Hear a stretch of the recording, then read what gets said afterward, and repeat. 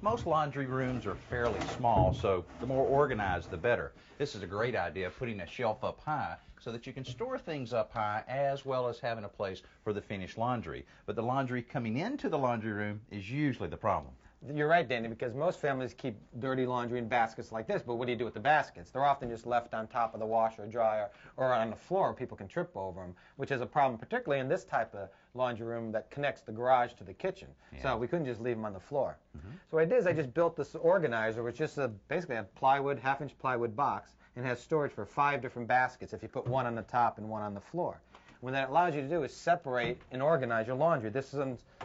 That basket's for delicates, and here are white clothes. Towels, because there are a lot of towels coming out of this family.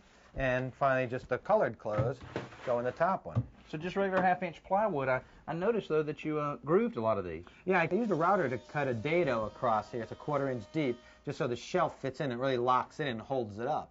Now, if you don't have a router, you don't want to go through the trouble of cutting dados, what you can do is just get a 1x2 wooden cleat and just slide it in there and screw it in from the outside, and the shelf can rest on the cleat. In fact, if you use this method, you don't have to fasten the shelves at all because the cleat will hold it up. Well, I can see where it certainly organized everything. Now, if the kids will just put their clothes in the baskets instead of on the floor.